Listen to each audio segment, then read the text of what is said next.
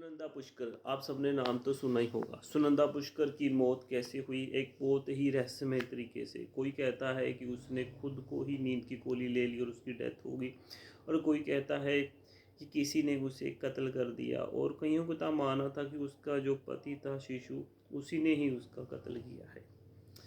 बात है सन 1988 की। शुषा एक बहुत ही पढ़ी लिखी और सुजवान लड़की थी। उसका जो पिता था वो बहुत ही जिम्मेदार घर से ताल्लुक़ रखते थे, और हुआ ऐसा कि उनके घर में बहुत ही क्लेश वगैरह हुआ, और तो उन्होंने अपना जो घर था, अपना घर छोड़ दिया, और उनको इंटरेस्ट था कुछ इंडस्ट्री में जाना, अपना कुछ नाम बनाना। इसके लिए उन्होंने अपना जो संपर्क था अपने घर वालों से तोड़ लिया, और अब वो जाके दिल्ली रहने लगी। दिल्ली जाके उन्होंने एक नॉर्मल जॉब कर ली।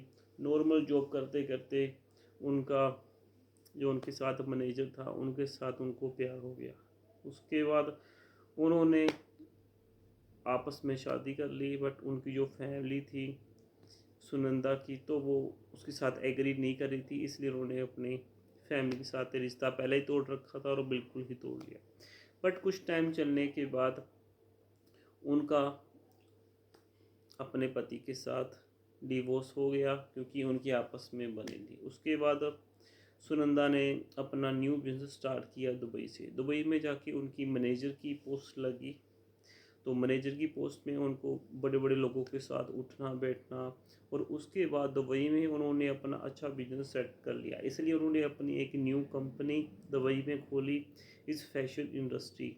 तो इस फैशन इंडस्ट्री में जब उन्होंने अपना कंपनी खोली, तो लोगों ने बहुत ज़्यादा मिलजुल के उनका उत्साह किया, और उनकी कंपनी बहुत ही अच्छी चलने लगी।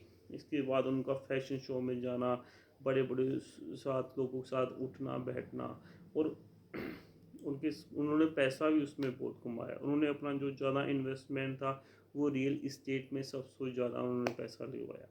इसके बीच उनकी जो शादी थी, एक सेकंड हस्बैंड के साथ उनका विवाह हो गया, बट इसके साथ भी उनका अच्छा रिश्ता नहीं चल सका। उनका जो पति था उनकी करोल बाग में ही डेथ हो गई इस एक्सीडेंट। इसके बाद उनका अपना एक बेटा भी था, और उन्होंने अपने आप को संभाला, और वो जाके कनाडा चली गई। कनाडा जाके उन्होंने वहाँ की सिटीजनशिप ली और अपना अच्छा बिजनेस कर लिया। उसके बाद उन्होंने दुबई में ही अपना बिजनेस सेट कर रखा, और अपना फैशन इंडस्ट्री में कभी दुबई आना, दिल्ली मुंबई वगैरह में जाके अपना फुल बिजनेस सेट कर लिया था।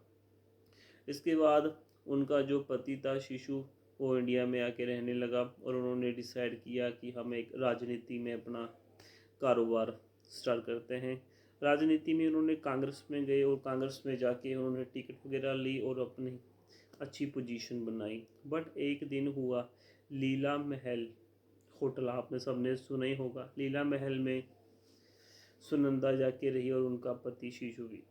सुबह का टाइम 6:30 बजे था।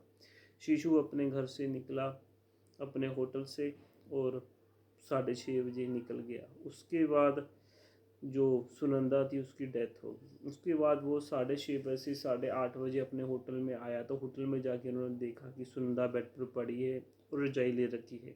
जब उन्होंने सुनंदा से बोला, कुछ उनको हिलाने की कोशिश की, तो सुनंदा ने बिल्कुल ही ना हिली ना डोली ना बोली। उसके बाद उन्होंने फटाफट अपने पीओ को फ़ोन लगाया, पुलिस को फ़ोन लगवाया, और जाके जो होटल के मैनेजर था उनको फ़ोन लगवाया। सब ने बॉडी को उठाया और जाके अपना पुलिस स्टेशन आई। पुलिस ने जाके बॉडी को पोस्टमार्टम के लिए भेज दिया गया।